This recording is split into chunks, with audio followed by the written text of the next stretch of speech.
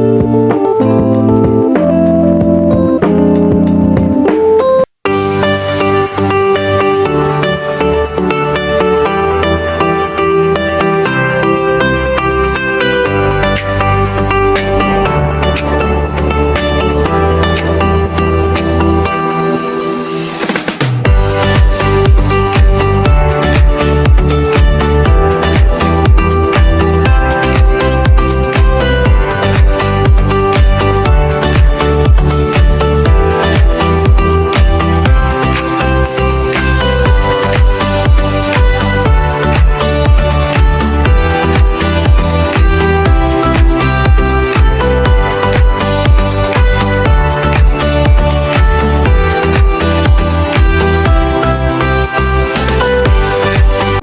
guys, happy Friday. It's June 5, 2026 of course. Papunta tayo ngayon sa gym.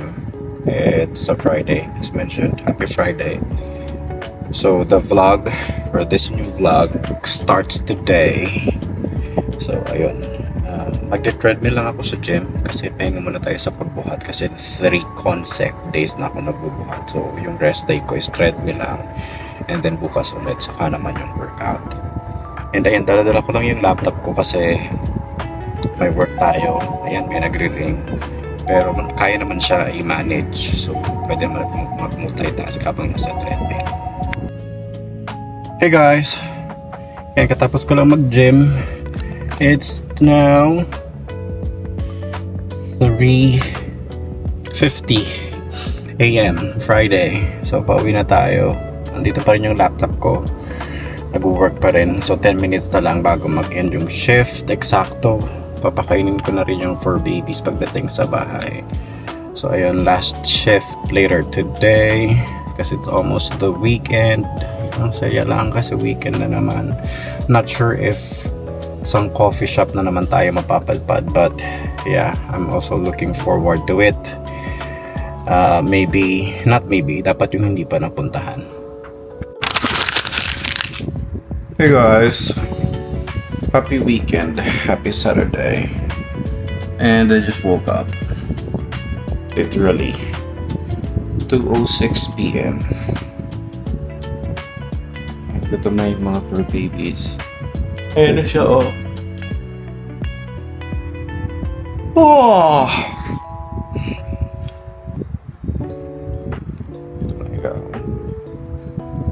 So, pang agenda today, kailangan ko magpa-haircut. Naman hindi ganun kainit sa labas today. And then after haircut, kailangan pumunta sa S&M ulit para mag-groceries. Konti groceries. Yun lang. Tapos, ano pa ba? Pet Express again kasi sa food nila. Tapos probably balik sa bahay to drop off yung pinamili. And let's see if may time pa for a coffee shop later today. Kaya hindi na lang karami yung tao. Ayun, kahit saan man yata maraming tao. So hilamos muna tayo. Tapos pakainin yung mga fur babies and then haircut. Hey guys! So papunta na tayo sa barber shop kasi kailangan natin magpabawas ng buhok and magpa-trim na rin. So usually kapag nagpapagupit ako, papatrim na rin ako ng balbas at saka bigote kasi pag medyo mahaba siya, medyo makati siya kaya kailangan kong ipatrim din. Pero hindi talaga siya yung like yung pang shave na yung totally wala. Gusto ko yung meron pa rin konti, basta wag lang masyadong makati sa mukha. And minsan kapag super haba na niya, lalo na dito pag kumakain ako, medyo pumapasok na rin siya sa bibig ko. So that's what we're gonna do sa ngayon. Yung grocery sa SM, I'm not sure if today ko siya gagawin, baka bukas na lang kasi wala rin naman akong coffee shop na pupuntahan bukas, so baka tomorrow na lang. And after nitong gupit, baka bumalik ako sa bahay to freshen up and then head out for a coffee shop na lang.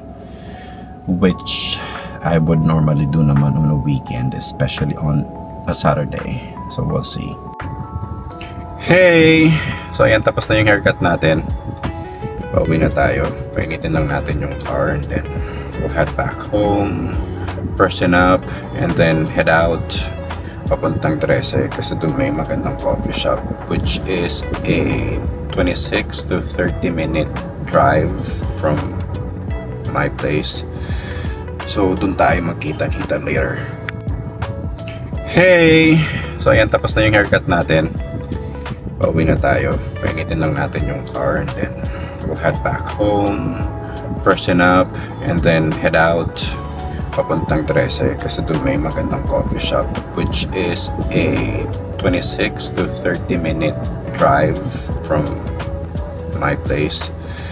So doon tayo magkita-kita later. Hey guys! Yan, katapos lang natin mag-shower and medyo umaambon.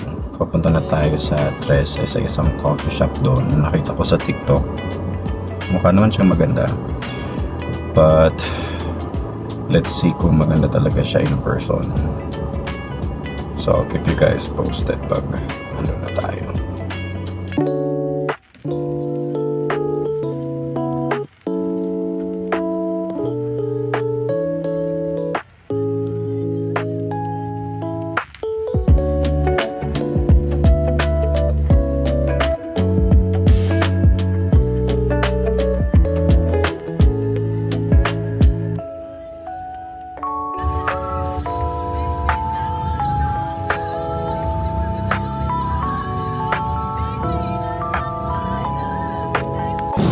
Hey guys, ito kakapark lang natin dito sa may gasoline station ulit. Butin lang man nakukuha nating coffee shop nasa may mga gasoline station, nasa may highway.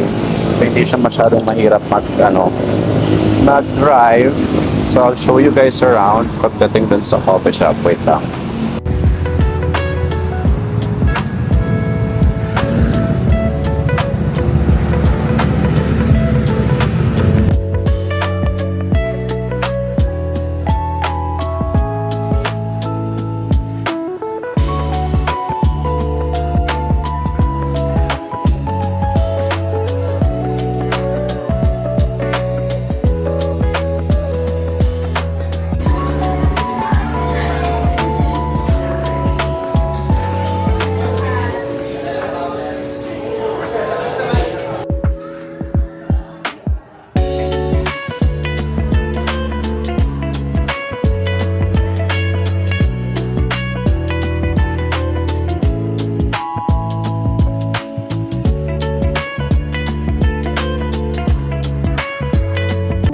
Hey guys, so dito naka-order na tayo. Nag-order ako ng some Spanish sardines na pasta.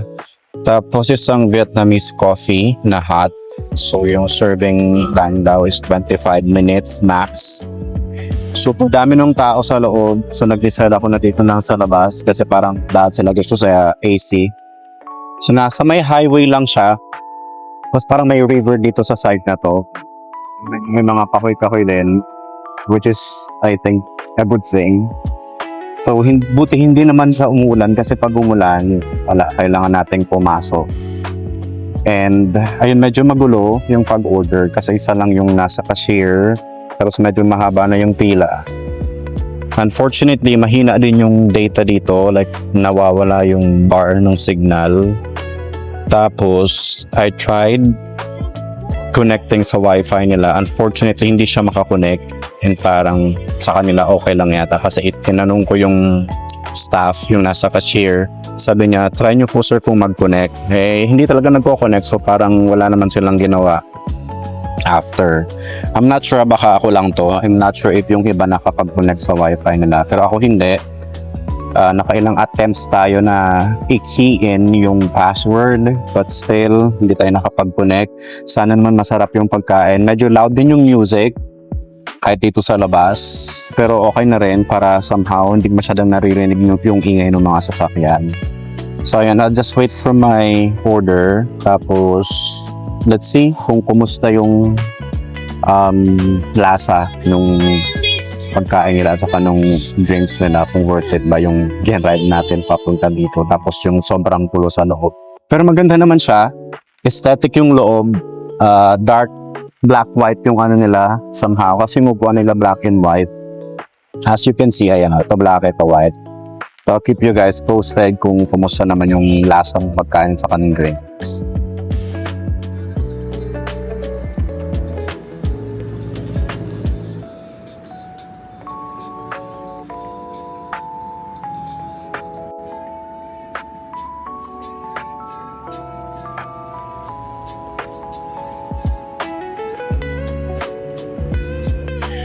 Hey guys, so andito yung order natin. Spanish sardines na pasta, tapos croissant na, hindi ko alam kung croissant pa talaga siya, pero para siyang gano'n, iba lang yung size niya, or hindi naman size, yung shape pala.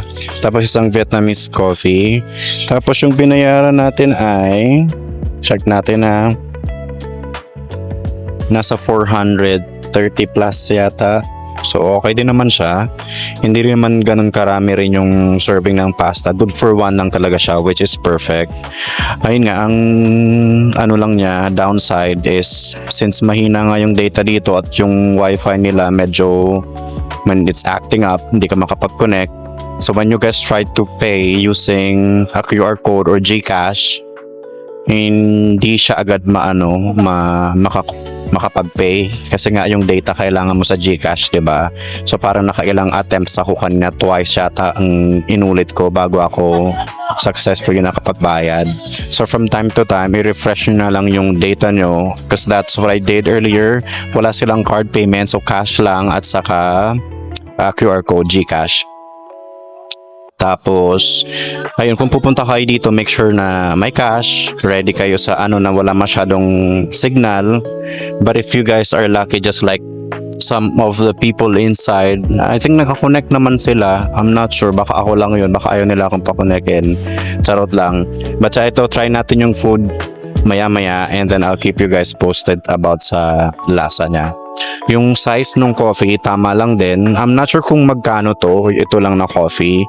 But the rest, or everything pala, it cost me, 400 plus, 50, 60 plus, mga ganon. So ayun, update ko kay mamaya.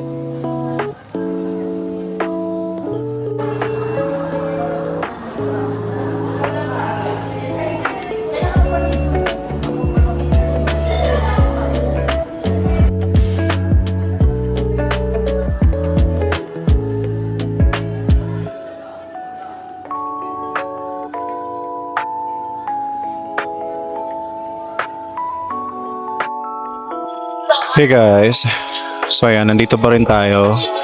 Update tayo dun sa Spanish sardines na pasta. I'm not sure if gutom lang ako pero sobrang na-appreciate ko siya. Nasarapan ako kasi yung Spanish sardines, diba, medyo spicy siya. Masarap din yung pagkaluto ng pasta, hindi siya ganoon ka-overcook. Perfect lang. Masarap din to. Hindi ko alam kung croissant to. Nakalimutan ko yung name niya. Andun siya sa mga menu nila. I-check nyo na lang sa previous na video. Ito lang yung available. Isang ganito na caramel tapos isang plain yata. Yung Vietnamese coffee naman, super nagustuhan ko rin siya kasi nung sinerve nila kanina, ang init. So ganun yung mga gusto kong kape, yung super init talaga, yung mapapaso yung dila ko. And hindi siya ganun katamis. Parang nag-blend nga yung nila, nag-balance yung tamis at saka tapang nung kape itself, nung espresso itself, at saka nung condensed milk. So ayun, perfect siya, hindi siya ganun katamis. And update lang dun sa wifi. So sabi ni Kuya Staff kanina nung lumabas siya, and then I asked him yung sa wifi, sabi niya kapag masyado raw marami nakakonect, mahirap daw talagang kumonect yung mga bagong dating lang. So nung umalis na yung iba, I think may mga umalis na mga 10 na tao, automatic nakakonect naman yung dalawang phones ko, which is a good thing. And nandito na rin ako sa loob kasi medyo umaambon kanina sa labas, and konting part or portion lang yung nakokovera nung bubong o nung parang ceiling dun sa labas. So I decided to stay here inside. Baka mag-order pa ako maya-maya ng isa pang coffee. Baka ibang coffee naman para matry natin yung iba. I still have some pasta left, like super konti. And then ito, yung kape ganun din, parang less than half na lang siya. Unfortunately, yung music nila super loud. Parang because of that, yung ibang tao pag nag-uusap, malakas din. I'm not sure if parang sumisigaw. Hindi naman sumisigaw, if parang medyo malakas na rin yung boses ko. Kasi ang lakas ng music, nalakas din mag-usap ng ibang tao. Good thing nadala ko tong mic. Gawan ko na lang ng paraan sa pag-edit. Basta yun, super ganda rin dito sa loob. Malamig, and I have to plug din kasi yung isa kong phone. Ay, nakapag-plug naman tayo. And ayun, I'll be staying here until maya-maya pa. Kasi maaga pa naman. Ayokong umuwi ng medyo marami pa yung sasakyan sa daan.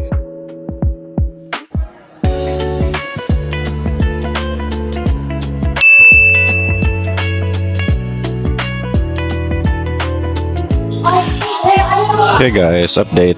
So order ulit tayo ng isa pang drink. This time, hindi na siya coffee drink. Non-coffee siya.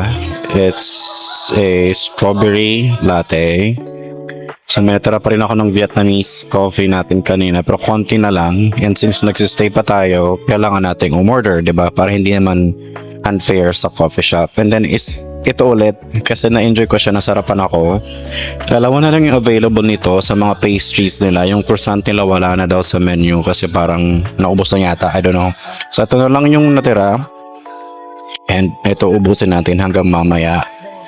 So, ayun, medyo kumonti na rin yung tao. Pero may mga dumadating pa naman. Pero mas marami yung umalis kanina kaysa yung mga numbers nung dumating na customers nila ngayon. But yeah, I'll just finish my drink and then my food. Tapos uwi na rin tayo kasi kailangan pakainin yung mga fur babies maya-maya. Hey! Ayan, pauwi na tayo.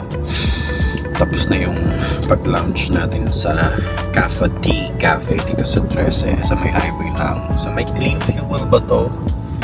O, parang Clean Fuel na gas station. So yung drive na tayo pauwi kasi yung mga fur babies kailangan din nilang kumain. And yeah, I'll see you guys tomorrow sa grocery, and baka mag-SNR din ako. But we'll see. Hey guys! Happy Sunday. So I'm gonna head out. We're gonna head out. Siyempre, sasama ako kayo. Punta tayo sa Maple Grove ulit kasi nag-decide ako na bukas na lang na Monday mag-grocery. Para hindi masyadong maraming tao sa SM kasi today is Sunday tapos bukas pasukan na yata. So mas baka doble yung numbers nung mga tao na namimili kasi nga pasukan na, bibili ng breakfast, last minute school supply, shopping, and kung ano-ano pa. So bukas na lang ako mag-grocery mga 2 p.m. Mag-a-alarm na lang ako para hindi pa yun uwi ng mga estudyante. So mga 2 p.m. tomorrow mag-grocery, kasama na yung pagkain din ng for babies natin. Hindi na rin ako mag-SNR kasi parang ay nga super tayo. So Maple Grove na lang ako since may Dunkin Donut naman doon. Doon na lang ako magsistay. Tapos pag kailangan ko mag-restroom, punta na lang ako sa SB. Makiki-restroom na lang. So I'll see you guys there later.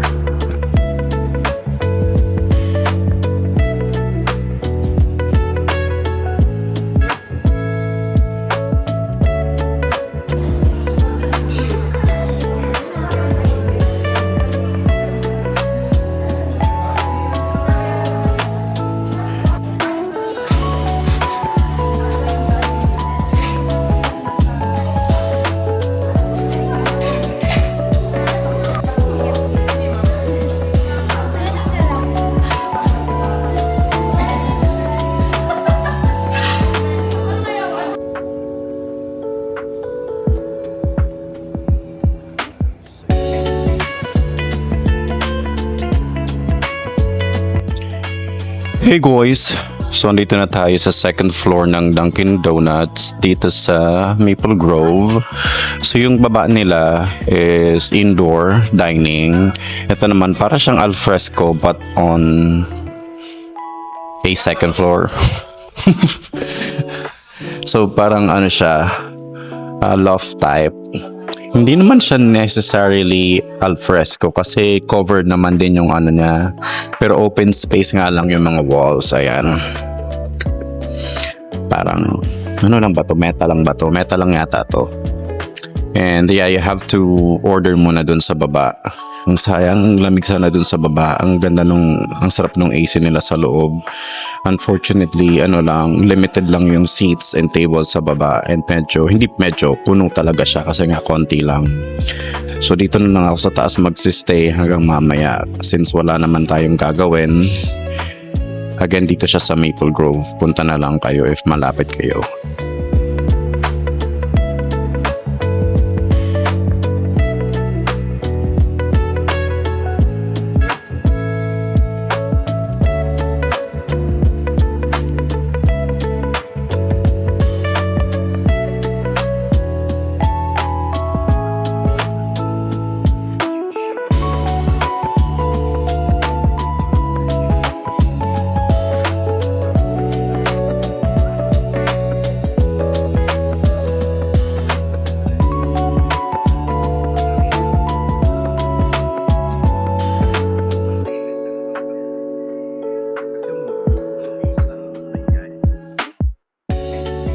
Hey guys, update lang.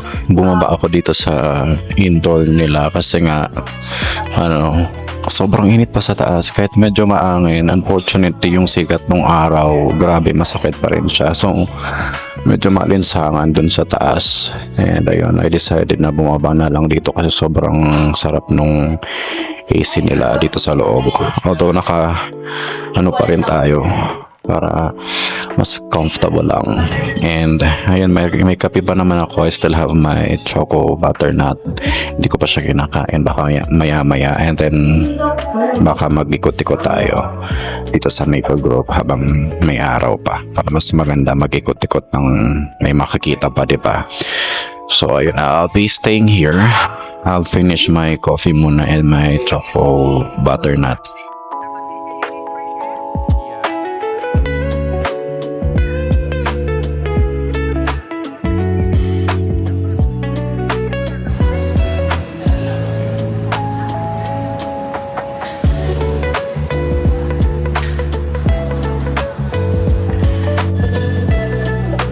Hey guys, so andito ako sa Army Navy. Just a few minutes walk lang from Dunkin Donuts. So nagdakad-lakad lang ako kasi nag-usap kami kanina ng nanay ko.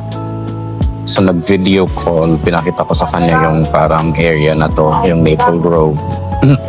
So ayun, And nakaka-order ko lang.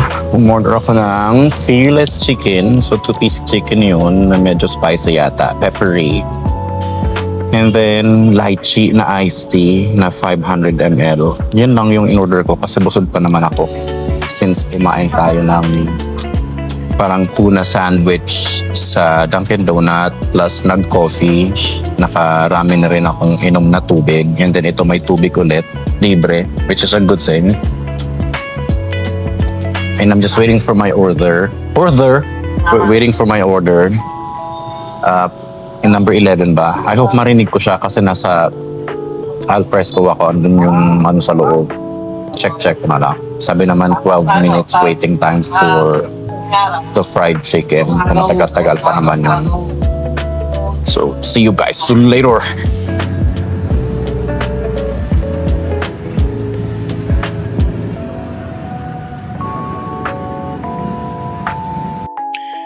Hey guys, ito na yung order natin.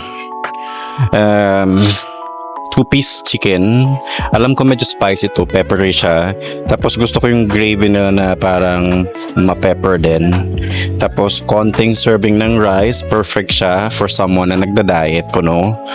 And then I got myself freshly brewed Liberty. So kinuha ko yung 500 ml lang. And then kumuha ako ng parang free cup para dito.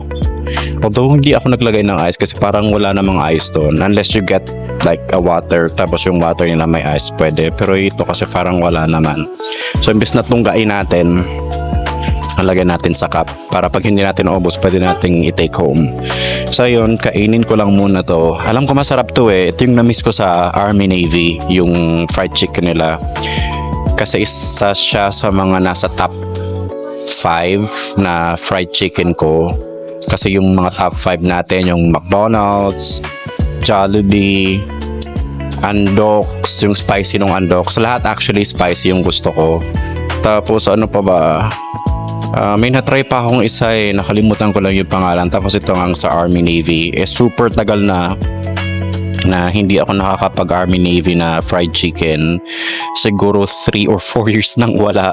Maniwala man kayo hindi. Kasi siguro hindi ko din naman siya madalas i-crave kahit ganun siya kasarap. Siguro kasi may ibang option akong napupuntahan. Yung isa pala yung yung fried chicken sa Pancake House. Hindi siya spicy pero nilalagyan ko siya ng parang Tabasco ba yun, hot sauce. Yun yung ginagawa ko tapos seasoning para mas lalong sumarap. Isa yun sa mga gusto ko rin. Nasa top 5 ko siya na fried chicken. So yun, I'll be enjoying this muna. Kain muna tayo and later hindi ko alam kung saan tayo mapapadpad ulit.